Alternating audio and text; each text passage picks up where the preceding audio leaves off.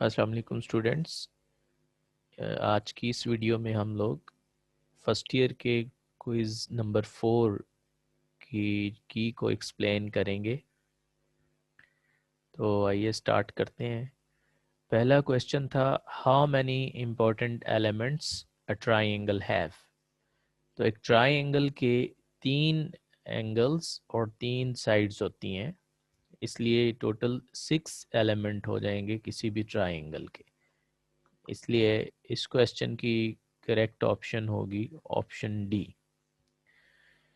Next ये है कि the value of R is. तो आर का मतलब है इन रेडियस, यानी उस सर्कल का रेडियस जो ट्राइंगल के अंदर ड्रॉन होती है। और हमें याद होगा कि इसका फॉर्मूला होता है delta over S, where delta is the area of the triangle and s is the sum of all 3 sides divided by 2। तो इसलिए क्वेश्चन 2 की करेक्ट ऑप्शन ऑप्शन सी होगी। Question 3, the value of R sub 2। R sub 2 का मतलब है inscribed circle का radius जो vertex B के सामने ड्रॉ होता है, और उसका फार्मूला होता है delta over S minus B. इसलिए इस क्वेश्चन की करेक्ट ऑप्शन ऑप्शन बी थी। क्वेश्चन 4 है कि R1 into R2 plus R2 into R3 plus R3 into R1 is equal to. तो ये क्वेश्चन, इसमें अगर हम R1 की वैल्यू जो कि delta over S minus A, और R2 की value delta over S minus B, और R3 की value delta over S minus C put करें इन नंबर्स, इन लेटर्स की जगह पे इनकी वैल्यू सब्स्टिट्यूट करने के बाद अगर हम इसे सिंप्लीफाई करें तो हमारे पास इसका आंसर आएगा डेल एस स्क्वायर। इसलिए क्वेश्चन 4 की करेक्ट ऑप्शन होगी ऑप्शन डी। क्वेश्चन 5 है, 1 over A B plus 1 over B C plus 1 over C A is equal to. तो इसमें अगर हम ए बी बी सी और सी ए का एलसीएम लें तो एलसीएम हमारे पास आएगा ए बी सी। और अगर हम एलसीएम को पे डिवाइड करें इस डिनोमिनेटर को तो सी आएगा, सी को 1 से मल्टीप्लाई करेंगे तो सी। इसी तरह यहाँ पे ए और यहाँ पे आ जाएगा बी, तो ये ए प्लस बी प्लस सी ही हो गया जो कि 2s के इक्वल होता है। इसी तरह हमारे पास एक फॉर्मूला है कैपिटल आर का। कैपिटल आर यानी circum radius equal to A B C over 4 time delta. यहाँ से हम ए बी सी की वैल्यू फाइंड कर सकते हैं in term of capital R and delta. तो A B C is equal to 4 time delta R. तो substituting the value of A B C which is equal to 4 time capital R time delta, तो ये 2 और 4 cancel हो जाएंगे। 2 1 time 2, 2 2 time 4, और ये 1 over 2।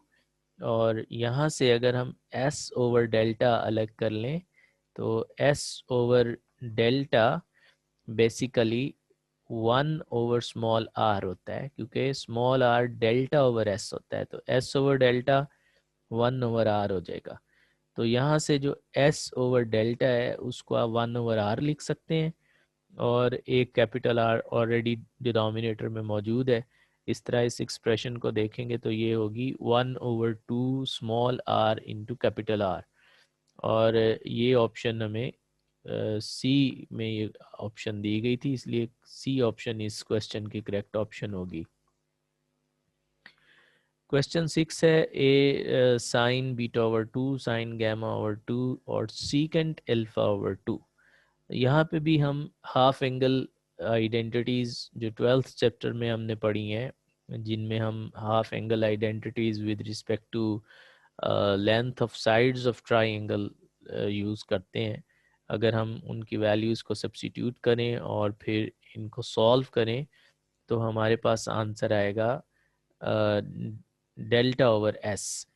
और डेल्टा ओवर एस जो है वो स्मॉल आर के इक्वल होता है, इसलिए करेक्ट ऑप्शन होगी ऑप्शन डी। क्वेश्चन 7 में था कि if A is equal to 13, B is equal to 14, C is equal to 15, then R sub 1 is equal to are sub 1 हमें पता है कि डेल्टा ओवर एस माइनस ए होता है।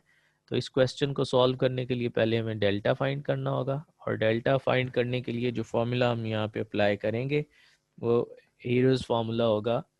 तो हीरोज़ फार्मूला अप्लाई करके डेल्टा फाइंड करेंगे और फिर delta divided by S minus A करेंगे। तो जो हमारे पास आंसर आएगा, न्यूमेरिकल वैल्यू जो आएगी, वो ऑप्शंस जो दी गई हैं पहले वाली 3 उनमें नहीं है, इसलिए जो फोर्थ ऑप्शन होगी यानी नन ऑफ दीज, वो इस क्वेश्चन की करेक्ट ऑप्शन होगी।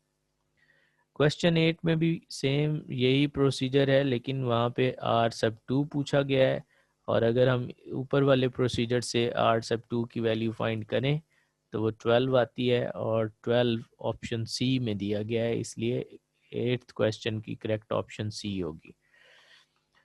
9th क्वेश्चन है are sub 1 plus R sub 2 time tan gamma over 2 is equal to. तो यहाँ पे हमने R1 और R2 की वैल्यू पुट की है। R सब 1 की value delta over S minus A, R sub 2 की value delta over S minus B, और tan gamma ओवर 2 की वैल्यू ये है square root of S minus A into S minus B over S into S minus सी।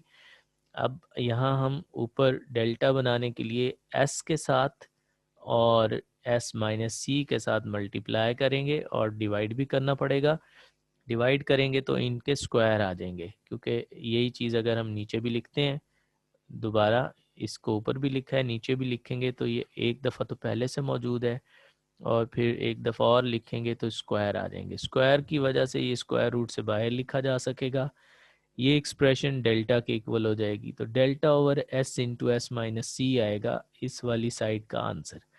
और इस factor को क्या करेंगे, इसका एलसीएम लेंगे, एलसीएम आएगा S minus A into S minus B. S minus B इधर मल्टीप्लाई हो जाएगा, और एस माइनस ए यहाँ मल्टीप्लाई हो जाएगा, डेल्टा हमने फिर कॉमन ले लिया है, और इस तरह ये 2s minus A minus B आएगा। 2s हमें पता है कि वो a plus B plus C के इक्वल होता है, तो a plus B plus C minus A minus B, तो ये माइनस ए इस a से कैंसिल हो जाएगा, और ये माइनस बी इस b से कैंसिल हो जाएगा, यहाँ रह जाएगा सिर्फ b। ये डेल्टा और ये डेल्टा मल्टीप्लाई होकर डेल्टा स्क्वायर हो जाएगा, और जबकि डिनोमिनेटर में आ जाएगा s into S minus A into S minus B into S minus C, which is equal to delta squared. तो डेल्टा स्क्वायर से डेल्टा स्क्वायर कैंसिल होगा और सिर्फ रह जाएगा सी हमारे पास, इसलिए करेक्ट ऑप्शन होगी ऑप्शन ए, जिसमें ये सी दिया हुआ है। R1 plus R2 plus R3 minus R, यहाँ पे भी हम R1 R2 R3 और R की वैल्यू पुट करके इसको सिंप्लीफाई करेंगे, और सिंप्लीफिकेशन के बाद हमारे पास आंसर आएगा 4 टाइम कैपिटल R, यानी 4 टाइम सर्कम रेडियस, और ये ऑप्शन सी में दी गई है, तो सी ऑप्शन करेक्ट होगी 10th क्वेश्चन की ऑप्शन। 11th क्वेश्चन है the area of triangle. Triangle की में हमें बताया गया है कि उसकी बी लेंथ जो है वो 25.4 है, अल्फ़ा 45 डिग्री 17 मिनट, और गैमा 36 डिग्री 41 मिनट। तो अल्फ़ा और गैमा को ऐड करके उसको 180 में से सब्ट्रैक्ट करेंगे तो बीटा की वैल्यू आ जाएगी, और फिर हम ये फॉर्मूला अप्लाई करेंगे to find the area of the triangle 1 over 2 b square sin alpha sin gamma over sin beta। यहाँ b है इसलिए sin beta डिनोमिनेटर में आएगा। इस सारे को सॉल्व करेंगे, वैल्यूज पुट करने के बाद अल्फ़ा बीटा और गैमा की और b की, हमारे पास आंसर आएगा 138.29, जो कि इस क्वेश्चन का करेक्ट आंसर है, और ये आंसर ऑप्शन ए में दिया गया है। 12th क्वेश्चन है 4 time capital R cos alpha into sine beta, cos alpha over 2 into sine beta over 2 into cos gamma over 2। इसमें भी अगर हम कैपिटल R की वैल्यू जो कि हमारे पास होती है A B C over 4 time delta, और इसी तरह cos alpha over 2 sine beta over 2 और साइन गैमा ओवर 2 की वैल्यू पुट करें, उसे सिंप्लीफाई करें तो हमारे पास आंसर आ जाएगा आर सब 2 के इक्वल, इसलिए करेक्ट ऑप्शन होगी ऑप्शन बी। क्वेश्चन 13 में पूछा गया है कि जो ऑप्शंस दी गई थी उनमें से कौन सी ऑप्शन है जो आर सब 3 के इक्वल है। तो जो फर्स्ट वाली ऑप्शन है वो असल में आर सब 3 के इक्वल है, इसको यहाँ वेरीफाई कर सकते हैं। ये मैंने एस लिखा और tan गैमा ओवर 2 की वैल्यू लिखते हैं कि tan गैमा ओवर 2 आता है s minus A into S minus B over s into S minus C. तो यहाँ जो स्क्वायर आपको नज़र आ रहे हैं ये इसलिए हैं कि ये टर्म मैंने ऊपर भी मल्टीप्लाई की है, s इंटू एस माइनस सी खुद से मल्टीप्लाई किया है, उसको बैलेंस करने के लिए डिनोमिनेटर में भी मल्टीप्लाई करना पड़ेगा।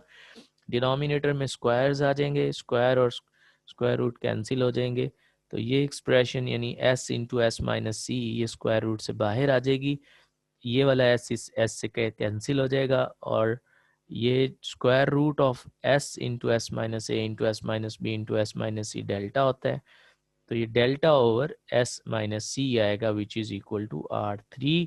इसलिए क्वेश्चन 13 की करेक्ट ऑप्शन होगी ऑप्शन ए।